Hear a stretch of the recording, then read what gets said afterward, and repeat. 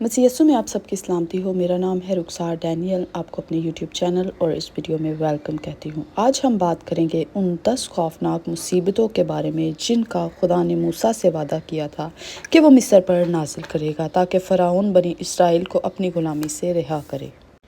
اگرچہ ان کو بائبل مقدس میں آفت نہیں بلکہ عجائب کیتھولک ترجمہ عجیب نشان پکارا گیا ہے، تاہم ان کو 10 آفات ہی کہا جاتا ہے۔ فرعون ان نشانوں سے شروع میں متاثر نہ ہوا، لیکن جب یہ آفتیں بڑھنے لگیں یہاں تک کہ ان کے پہلوٹے ہلاک ہونے تک کی نوبت آ گئی، تو اس نے بنی اسرائیل کو اپنے خدا کے لیے قربانی دینے کے لیے مصر سے بیابان میں جانے کی اجازت دے دی۔ بظاہر تو یہ آفات ایک ایسا سلسلہ معلوم ہوتی ہیں جو مظاہر فطرت پر مبنی ہو، لیکن ان کی سنگینی، ان کا جلدی ایک ہی سال میں وقوع پذیر ہونا، موسیٰ کو ان کا پہلے سے علم، موسیٰ اور ہارون کی لاٹھی سے ان کا معرض وجود میں آنا اور جشن کے علاقے کا جہاں بنی اسرائیل رہتے تھے بچے رہنا، اس بات کی پختہ دلیل تھی کہ بنی اسرائیل کے خدا کا اس میں ہاتھ ہے۔ مصری جادوگر بھی اس بات کا اعتراف کرتے تھے۔ جہاں اردو میں خدا کا کلام، خدا کی قدرت ہے، وہاں عبرانی میں خدا کی انگلی ہے۔ ان معجزات سے اس بات کی شہادت ملتی ہے کہ اسرائیلیوں کا خدا قدرت اور حقیقت کا مالک ہے اور مصریوں کے دیوتا کمزور اور بے وجود ہیں۔ مصری دریائے نیل اور مختلف جانوروں مثلاً مینڈک، بلی، بیل وغیرہ کی پرستش کرتے تھے اور انہی پر یہ کرامات اثر انداز ہوئیں۔ چونکہ ان آفات کے بعض پہلو فطرت پر مشتمل تھے، اس لیے مصری جادوگروں نے بھی ان کی نقل کرنے کی کوشش کی، لیکن ان پر قابو پانے کی ان میں قدرت نہ تھی، چنانچہ کئی معجزوں کی وہ نقل نہ کر سکے۔ یہ آفات اس ترتیب سے مصریوں پر آئیں۔ پہلی آفت جو مصریوں پر آئی وہ تھا پانی کا خون بن جانا۔ ماہ مئی میں جب کہ دریائے نیل کی سطح بہت نیچی ہو جاتی ہے تو بعض اوقات پانی سرخ رنگ کا ہو جاتا ہے اور مچھلیاں مر جاتی ہیں۔ اس وقت دریا کا پانی پینے کے قابل نہیں رہتا اور مصریوں کو کنویں کھودنے پڑتے ہیں تاکہ دریا کا پانی ریت میں سے نتھر کر اوپر آ جائے۔ بعض مفسروں کا خیال ہے کہ دریا میں طغیانی آنے سے بھی اس قسم کا رد عمل ہوتا ہے۔ دوسری آفت جب دریا کا پانی اتر جاتا ہے تو مینڈک دلدلوں میں انڈے دیتے ہیں اور کچھ عرصے بعد مینڈکوں کی بڑی تعداد خشک زمین پر پھدکنے لگتی ہے۔ کچھ اس قسم کی آفت مصر پر آئی، تاہم مصری جادوگروں نے بھی یہ کرامت دہرائی اور ملک مصر مینڈکوں سے بھر گیا۔ پھر فرعون نے موسیٰ اور ہارون سے درخواست کی کہ وہ خداوند سے شفاعت کریں کہ یہ آفت ختم ہو۔ تیسری آفت جنہیں جوئیں کہا جاتا ہے، مصر میں ایسے بہت سے کاٹنے والے کیڑے مکوڑے پائے جاتے تھے جنہیں لوگوں نے الگ الگ نام نہیں دیے تھے۔ مفسروں کا خیال ہے کہ جن کیڑوں کا یہاں ذکر ہے ان میں سے غالباً مچھر یا ریت مکھی مراد ہے، کیونکہ مینڈکوں کا بڑی تعداد میں مرنے سے ان کا پیدا ہونا بہت ممکن ہے۔ کیتھولک ترجمے میں انہیں مچھر ہی کہا گیا ہے۔ مصری جادوگر اس آفت کی نقل کرنے میں ناکام رہے، چنانچہ انہوں نے اقرار کیا کہ اس میں خدا کا ہاتھ ہے۔ چوتھی آفت مکھیاں ہیں۔ اس آفت کے سلسلے میں موسیٰ اور ہارون کی لاٹھی کا ذکر نہیں ہے۔ خدا نے موسیٰ کو اس آفت کے نازل ہونے کا وقت بتا دیا تھا۔ جادوگر اب موسیٰ کا مقابلہ کرنے سے قاصر ہو گئے۔ غالباً اسرائیل زیادہ صفائی پسند تھے، انہوں نے مرے ہوئے مینڈکوں کو دبا دیا یا کسی اور طریقے سے ٹھکانے لگا دیا تھا، اس لیے یہ آفت اسرائیلیوں پر نہیں آئی۔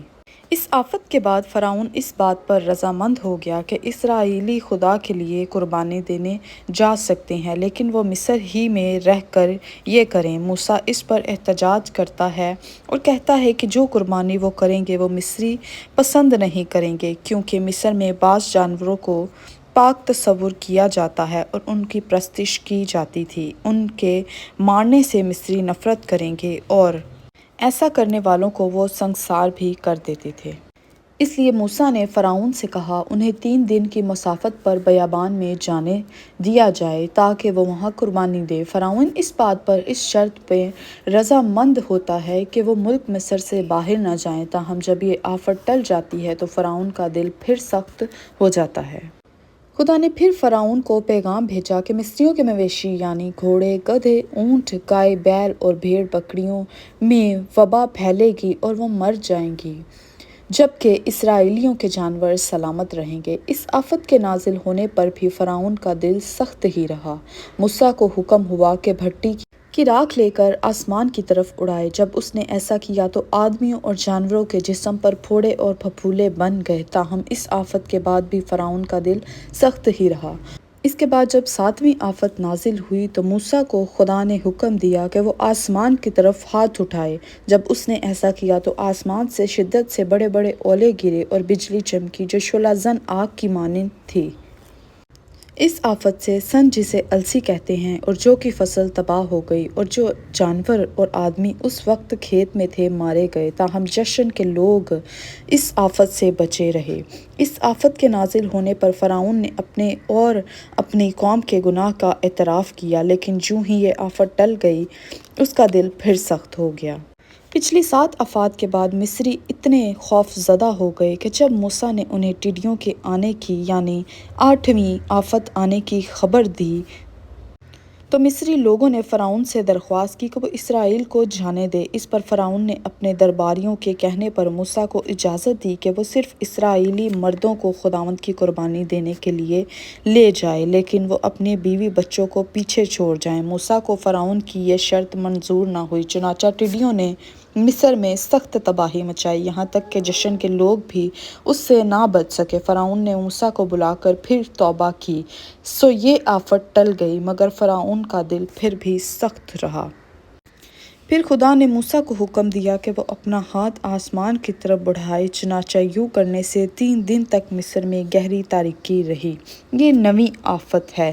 5واں آندھی یعنی مغربی ہوا جس نے ٹڈیوں کو بحر کلزم میں ڈال دیا تھا، باد خمسین بن گئی۔ یہ ایک قسم کی آندھی ہے جو ہوا مٹی اور باریک ریت سے لدی ہوتی ہے، اس میں سانس لینے سے دم گھٹتا ہے اور اندھیرا ہو جاتا ہے۔ چونکہ اسرائیلی جشن کے علاقہ میں ایک وادی میں رہتے تھے، اس لیے ان پر اس باد خمسین کا اثر نہ ہوا۔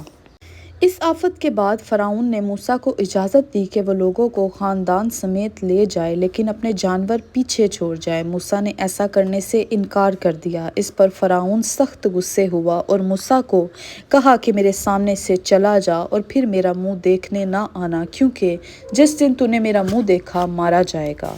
جب 10ویں اور آخری سنگین ترین آفت نازل ہوئی تو اس نے فرعون کو مجبور کیا کہ وہ اسرائیلیوں کو جانے دے۔ خدا نے اسرائیلیوں کو ہدایت کی کہ وہ کیسے اپنے پہلوٹوں کو فسح کے برے یا بکری کے بچے کے خون کے وسیلہ سے بچائیں۔ خدا نے عید فسح کا سب انتظام ان کو سمجھایا اور ان کو یہ بھی ہدایت کی کہ اپنے مصری پڑوسیوں سے سونے اور چاندی کے زیورات مانگ لیں۔ آدھی رات کو فرشتہ مصر سے گزرا اور فرعون سے لے کر قید خانہ کے قیدی تک کے پہلوٹے قتل کر دیے گئے۔ اس پر فرعون نے راتوں رات ہی موسیٰ اور ہارون کو حکم دیا کہ وہ ملک مصر سے نکل جائیں۔ اس طرح خدا نے مصریوں پر آفتیں نازل کی اور اسرائیلیوں کو ان کی قید سے چھڑایا۔ If you like this video، اگر آپ کو یہ ویڈیو پسند آئی ہو اور آپ کو ذرا سی بھی اس سے کوئی انفارمیشن ملی ہو کلام کے حوالہ سے، تو اس ویڈیو کو ضرور شیئر کریں، چینل کو سبسکرائب کریں، ویڈیو کو لائک کریں۔ God bless you all۔ جے مسیح کی۔